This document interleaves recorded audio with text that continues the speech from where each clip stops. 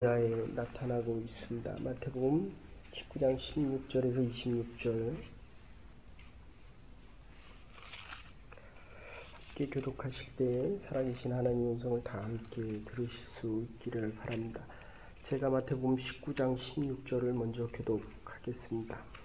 어떤 사람이 주께 와서 가로되 선생님이여 내가 무슨 선한 일을 하여야 영생을 얻으리이까?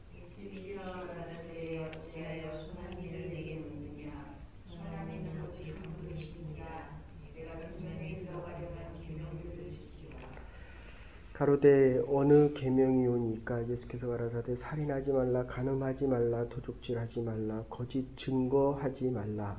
내 부모를 존경하라. 내 이웃을 내 몸과 같이 사랑하라 하신 것입니다.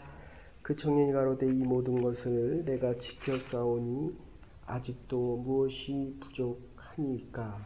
예수께서 가라사대 내가 오는 전자 이제 가서 내 소유를 팔아 가난한 자들을 주라. 그리하면 하늘에서 보화가 내게 있으리라.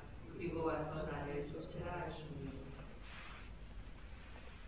그 청년이 재물이 많음으로 이 말씀을 듣고 근심하며 가니라. 예수께서 제자들에게 이르시되 내가 진실로 너희에게 이르노니 부자는 천국에 들어가기가 어려우니라.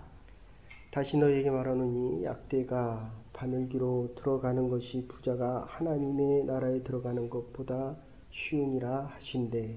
제자들이 듣고 심히 놀라 가로되 그런 누가 구원을 얻을 수 있으리까? 26절 같이 보십시다. 예수께서 저희를 보시며 가라사대 사람으로는 할 수 없으되 하나님으로서는 다 할 수 있느니라. 아멘. 알렉산더 듀머라고 하는 사람이 우아하게 가난이란 책에 보면 가난한데 어떻게 우아하게 살 수 있는가? 그 와이프가 엘리자베스 2세의 손녀딸이었습니다. 산업혁명 이후에 갑자기 몰락하게 되었는데 그가 깨달은 것은 양이 100마리가 있으면 10마리가 있다라고 생각하고 살아가니까 가난하지 않게 부요한 마음으로 살아갈 수 있음을 깨달았다. 아무리 많은 것을 가져도 더 많은 것을 생각하면 가난한 마음이 듭니다. 그런데 좀 부족하더라도 그것보다 조금 덜 쓰면 부하게 살아갈 수 있다. 이런 말입니다. 오늘 이 본문에 보면 이 부자, 그러니까 사복음서에 같이 나오는 기사는 한 4가지 정도가 되고, 그러니까 성전 정결 같은 아주 중요한 기사들은 마태, 마가, 누가, 요한에 같이 등장합니다. 근데 이것은 영생에 대한 문제이기 때문에 성경 전체의 재물에 대한 이야기를 다 연관시키면 한 60%에서 65% 다. 그런데 이 공간복음에 등장하는 이 부자 청년에 대한 이야기는 마가복음의 10장에도 나오는데 이 재물에 대한 이야기입니다. 이 청년이 예수님께 나와서 하는 말은 어떻게 하면 영생을 얻겠습니까? 내 눈을 고쳐달라. 내가 병들었는데 고쳐달라. 내 아이가 병들었는데 고쳐달라. 라는 이야기가 아니라 지금 어떻게 하면 내가 하나님의 나라에 들어갈 수 있습니까? 이 부자들은 통계학적으로 보면 부자들에게 필요한 것은 다 있다는 겁니다. 그런데 다 있는데 하나 없는 것이 바로 죽은 후에도 부자로 살고 싶은 이 영생에 대한 요 하나가 없기 때문에 이것을 얻고 싶은 것입니다. 그래서 이 부자들은 지금 가지고 있는 이 부요함을 지속하고 싶어 할 뿐만 아니라 그러니까 마음의 평안을 가지고 싶어 합니다. 현재적인 마음의 평안과 안식과 기쁨을 누릴 뿐만 아니라 이것이 후에도 영원한 부자가 되었으면 좋겠다. 이 대표적인 게 이집트입니다. 이집트의 피라미드입니다. 그래서 죽을 때 영원 불멸을 믿었기 때문에 자기가 가지고 있었던 것을 함께 장사 지냅니다.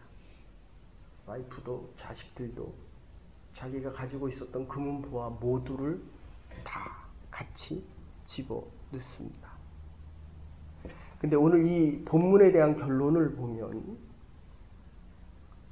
부요한 자가 하나님 나라에 들어가는 것이 아니라 마음이 가난한 자, 가난하면서도 마음이 넉넉한 사람이 있습니다. 부자이면서도 마음이 가난한 자가 있습니다. 그래서 이 마음이 가난한 자가 하나님의 나라에 들어갈 수 있다. 그러니까 이 질문을 자세히 보시면 이 젊은 부자가, 젊은 관원이 다 있다고 생각하는 자가 영생이 없다. 그래서 마가복음에 보시면, 마가복음 10장 7에 가서 보시면 예수님께서 이 부자 청년을 참 귀하게 여겼다. 그리고 하시는 말씀이 율법을 지켜라. 이 부자들은 가진 게 많기 때문에 다 지켰다. 그러니까 예수님께서 율법을 지키라 라고 말씀하십니다. 그랬더니 내가 다 지켰습니다. 이렇게 이야기합니다. 만약에 이 부자 청년이 주님, 내가 어떻게 율법을 다 지킬 수 있습니까? 라고 말씀을 했다면 주님께서 가르쳐 주셨을지도 모르겠습니다. 그러니까 보통 예수님께서 하시는 말씀은 율법을 지키라고 말씀하지 않고 나를 믿어라 이렇게 말씀하셨습니다. 나를 믿으면 천국에 갈 수 있다. 그런데 이 부자 청년에게는 율법을 지키라. 이거 아주 드문 예수님의 전도 방법인데 이렇게 말씀하신 이유는 이가 율법을 다 지켰다라고 하는 부요한 마음을 가지고 있기 때문에 너에게 정말 부족한 율법을 지키면 지킬수록, 그러니까 소극적인 의미로는 율법을 다 지켰을지 몰라도 율법이 처음엔 10가지였습니다. 그 다음에 513가지였습니다. 그 다음에 620가지였습니다. 율법을 지키면 지킬수록 지켜야 될 하나님의 법이 더 많아지는 적극적인 의미의 율법을 지키는 것을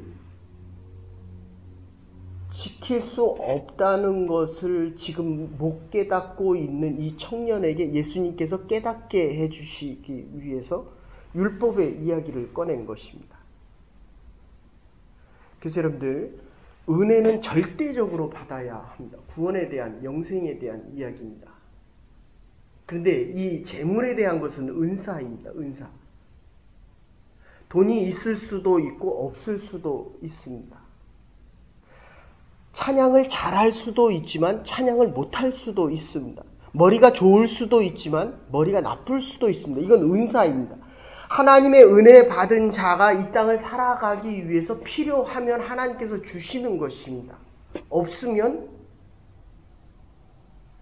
가지고 싶어 할 필요도 있지만 없으면 내가 이 땅을 은혜 받은 자, 구원 받은 자로 살아가기에 그게 없어도 살만하니까 하나님께서 주시지 않은 은사입니다. 우리가 고린도전서 전후서 할 때 은사에 대한 것을 조금 생각해 보십시다.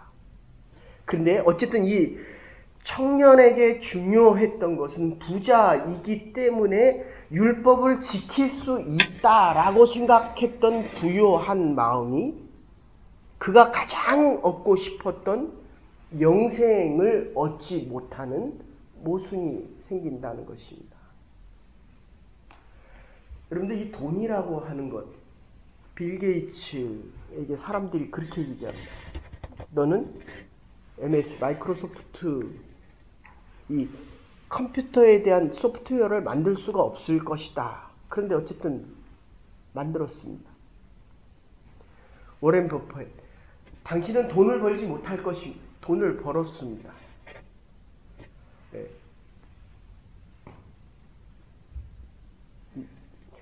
페이스북 누구죠? 마크 누구죠?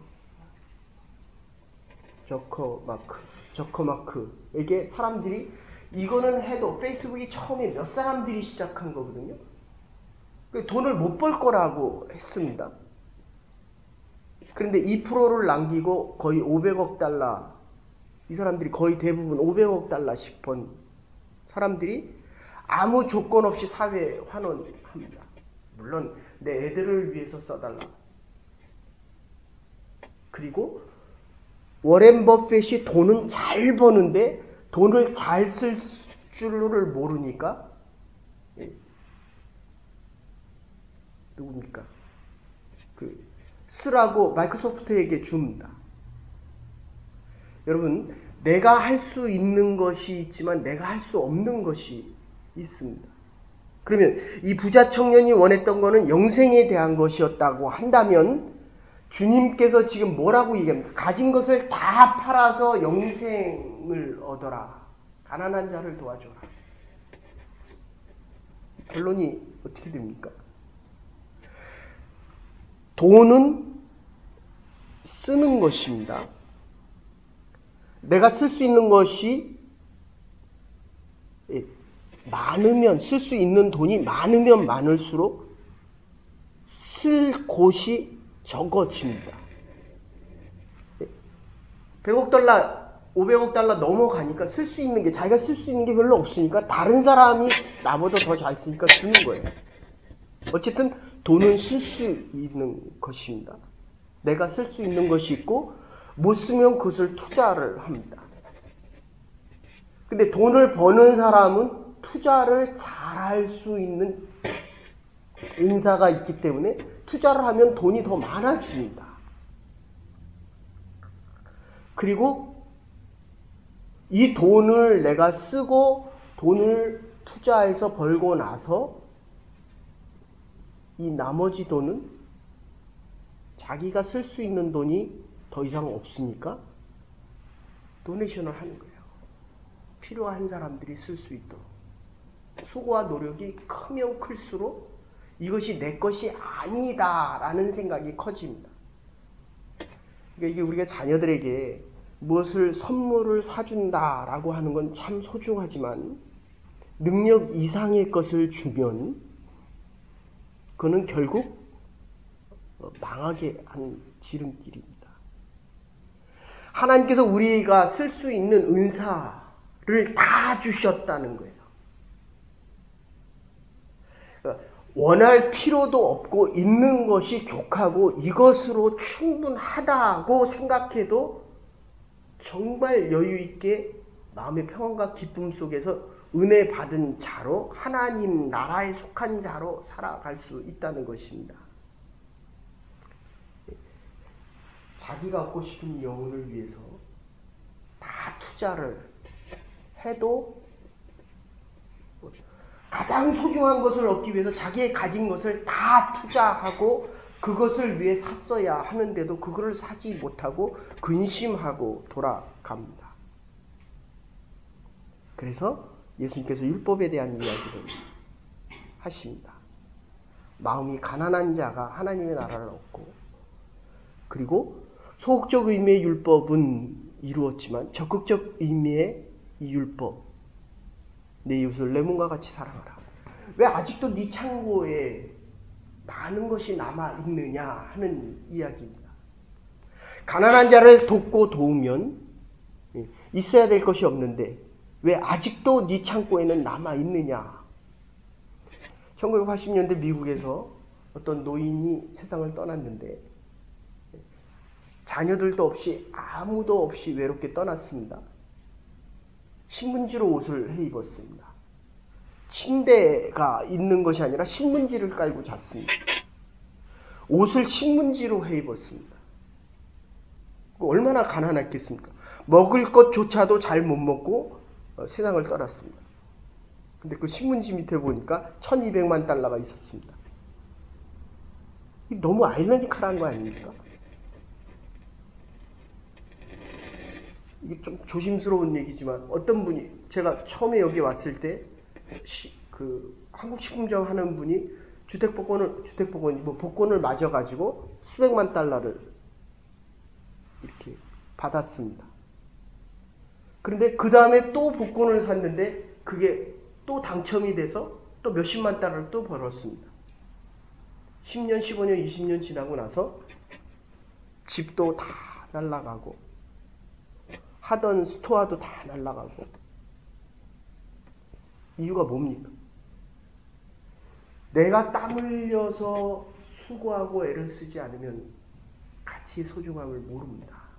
그래서 지금 오늘 얘기하는 이 본문의 내용은 그겁니다. 쓰는 것만 내 것입니다.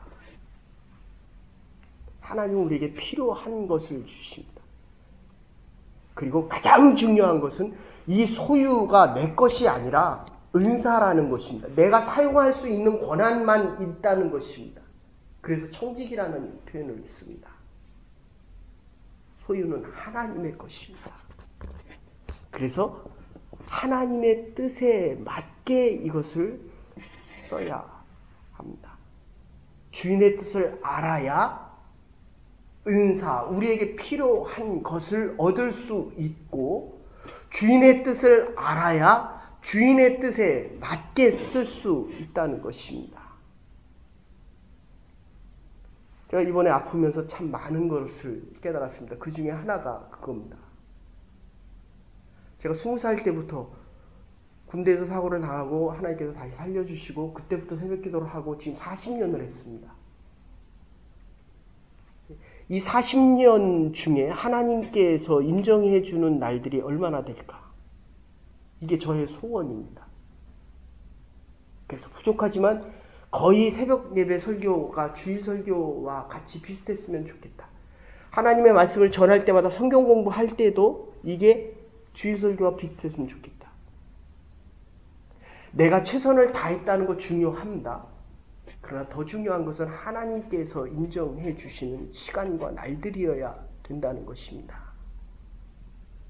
여러분, 우리의 남은 시간들을 주인의 뜻에 맞게, 이게 영생이에요.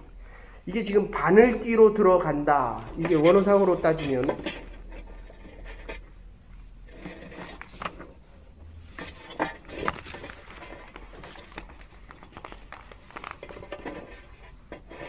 투르페마토스라고 하는 말인데, 이 구멍이라는 말입니다.